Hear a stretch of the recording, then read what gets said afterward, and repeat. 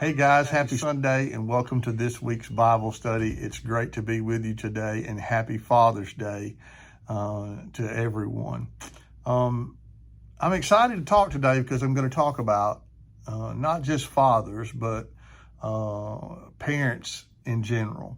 And I'm not going to use a scripture that really references that, but I think it gets the point across to what's very, very important for us. And that scripture comes from Philippians chapter 4. And I'm going to read verses 8 and 9. And I'm reading out of the ESV Bible. So let me read that to you, okay? It says this: "Finally, brothers, whatever is true, whatever is honorable, whatever is just, whatever is pure, whatever is lovely, whatever is commendable, if there is any excellence, if there is any worthy of praise, think about these things." And then here's verse 9, which is the key. "What you have learned and received and heard and seen in me, practice these things, and the God of peace will be with you." So where am I going with this? Here's where I'm going. As a parent, as a father, I have to set an example for my kids. I was very fortunate growing up, and even still today, to have a dad that loved me, that showed tremendous amounts of sacrifice for me, that was compassionate toward me, that loved me unconditionally. And trust me when I say unconditionally, is because I put him through a lot of junk. I mean, a lot of junk growing up. But he always showed Christ to me. And that was so important and something that I treasure even today, every time I get to be in his presence.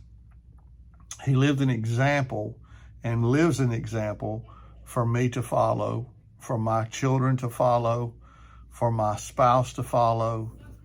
He lives an example.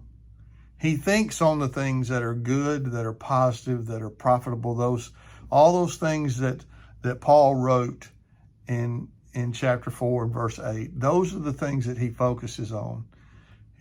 As he's getting older, he struggles a little bit to not think on negative things. As his health deteriorates, as his mind deteriorates, he struggles. But still, the love of Christ is all over his face. You know, a lot of times people wonder why their kids turn out the way they do, and they get so frustrated. And I think partly, not always, and it may not be the case for you or for your kids, but a lot of times we as parents tend to teach our kids to do what we say, not what we do. I know for me, a lot of times I really struggled being the right kind of example for my boys. I always wanted to be exactly what God wanted me to be.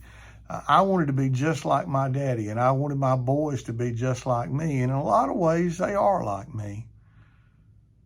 But there's a lot of ways I'm thankful that they're not like me. See, I'm just like everybody else. I struggle with situations. I struggle with issues. I have habitual sins that I struggle with and that I fight with, just like everybody else does.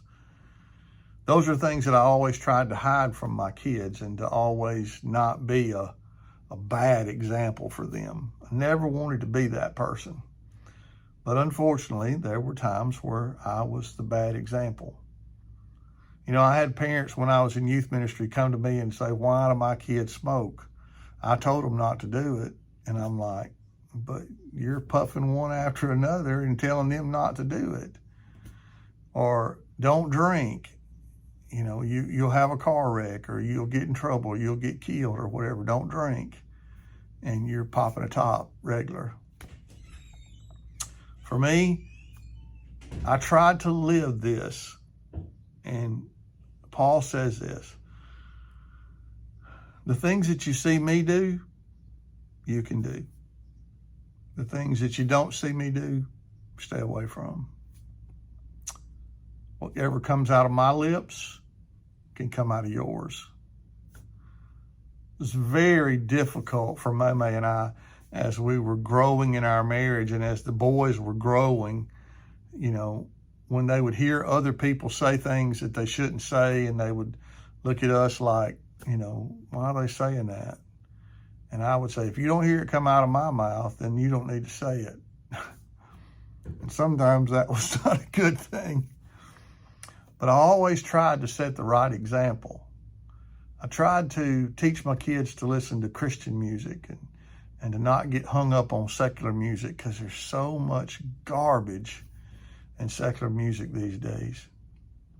I wonder why the generation that we're seeing today is so off, so missing what God has for them. It's because the music they listen to constantly tells them to live like the world lives and to walk away from the things of God. I don't really know how to combat that except for avoiding it. Whenever we have an issue or a struggle, you bring it to the Lord and you focus on what He can do in your life. I wonder sometimes how my dad was able to do all that he did. He worked himself just like a dog. He never worked outside in the heat with his hands. He always made his living with his mind. But he worked so hard and such long hours, and it was tough on him. Being away from the family was tough on him. I've been blessed that I've been able to have jobs over the years that allowed me some freedom to be with my kids when they were playing sports and stuff like that. And my dad didn't miss my sporting events and stuff like that, but it was tough on him. But he loved me, and everything he did to show me how much God loved me. I wonder sometimes how much better the world would be if we just loved like God loved. I always try, and sometimes I fail, but I always try to smile and be kind to people.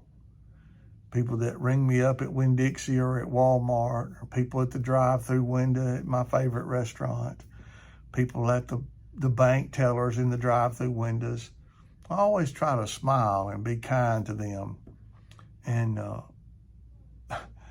sometimes, I can remember one particular time when Jared was sitting in the back seat and I was being kind and friendly to the drive-through window lady. And Jared said, "Dad, stop flirting with that woman right in front of Mom." And I said, "Son, I'm not flirting. I'm just showing kindness. It never hurts to smile. Doesn't cost you a thing to smile and be kind to people." In the society we live in today, not a lot of love, not a lot of kindness, not a lot of tolerance.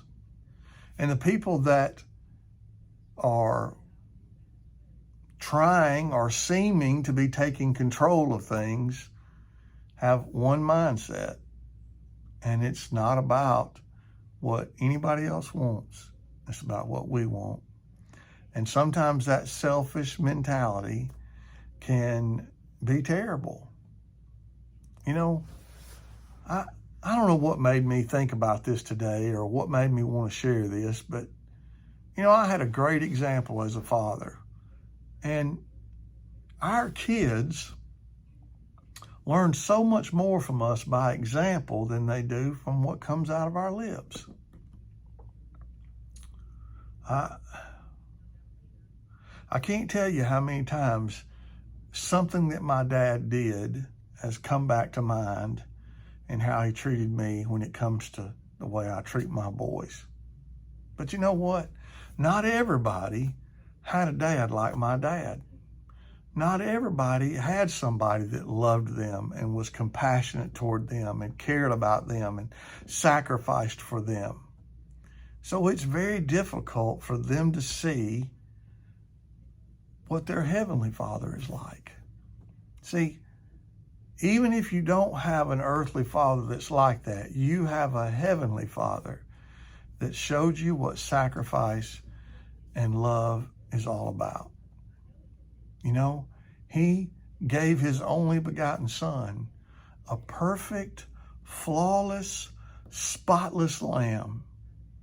He gave him over to the cross for him to be crucified for you and for me. Not because of anything that Jesus did, because he did nothing wrong. He was perfect, spotless, sinless, a blameless, perfect sacrifice for you and for me. Today, when you think about Father's Day, if you didn't have a good dad, if you didn't have a dad that treated you like that, I want you to look at your Heavenly Father and see what he did for you. In John 3:16, the Bible tells us, "For God so loved the world that he gave his only begotten Son, that whosoever believed in him would not perish, but have everlasting life." Notice the word gave. He gave his Son as a sacrifice for you and for me. There is no greater picture of love than that. You know, he's coming back soon. I believe it with all my heart.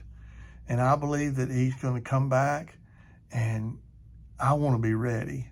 And I hope that you want to be ready. So if you've never accepted Jesus as your Savior, today's the perfect day to do it. What a great honor to our Heavenly Father than for you to give your heart and your soul to him. Believe that Jesus came from heaven, the perfect Lamb of God, lived a perfect, spotless, sinless life on earth, then went to the cross and died for you and paid the price for your sin. He shed his perfect blood to pay the price for our sin. The scripture tells us without the blood, there's no forgiveness for our sin. Because of what Jesus did for us on the cross, we can be forgiven. And then it goes on to tell us that God reached down and raised Jesus from the dead, conquering sin, hell, and the grave. And all the scripture tells us that we have to do is believe. Believe that Jesus did all of those things. Confess that you are a sinner and that you need a Savior. And invite Jesus to come into your heart. And the Bible tells us that if you do that, you'll be saved. What a tremendous gift to your Heavenly Father to give yourself to him. I pray that today would be the day of salvation for you. I pray that you would understand what Jesus did for you. I pray that you'd understand the sacrifice that your Heavenly Father made for you. He paid the price for you. He bought you. He loved you enough to do that. And I hope that this Father's Day, if it never has been before, will be your first Father's Day with a wonderful Heavenly Father. Let's pray together today. And thanks again for taking time to listen. Remember, show the love of God to everyone. Let them learn how much he loves them by being an example of him to others. Let's pray. God, thank you so much for this day. And Lord, I'm so unworthy to sit here and tell these people about being an example. But God, I know that's what you want us to be. You want us to show the love of Jesus through our everyday life. Lord, as a father, I pray that you'd remind me how important it is for me to set an example for my sons and my daughter-in-laws of the love that you have for them. God, let them see the love that pours out of my heart for them. And God, for everyone watching today, everyone listening to the sound of my voice, God, may they know, may they understand, may they feel the love that you have for them because of how much I love them. God, let me be an example to them today of what it means to be a good father, what it means to have a wonderful heavenly Father that loves me and that sacrificed his only son for me and for everyone listening today. God, if there's anyone that's watching today that says, I can't celebrate my heavenly Father because I haven't invited him into my heart, I pray, God, that today would be the day that they would recognize the need for Jesus in their lives. And that, God, they would call us or write us or talk to us one way or the other and say, hey, I want to accept Jesus as my Savior.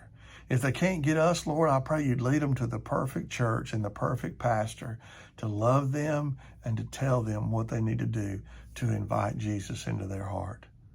Lord, we love you and we thank you for Father's Day. We thank you for the amazing, unbelievable example that you set for us of what it means to be a daddy when you sacrifice so much for us. God, help me to be willing to sacrifice for mine. Help me to go beyond my wildest thoughts of what it means to be a sacrificial, loving father. And God, for those watching today that may not be dads, God, show them what it means to be a sacrificial mother, to love their children unconditionally, in spite of their failures, and to show them that God loves them too. And we'll give you all the praise and all the honor and all the glory. For I ask it in Jesus' name. Amen. Thanks for taking the time today to listen to what I had to say about being an example.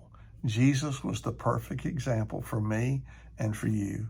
Let's follow his lead and love people and show them the things that we think on are the things of God. Philippians 4, 8, and 9. Make that your life commitment today, to think about the things of God and to be an example to those that you're around. And we'll see you next time. We love you.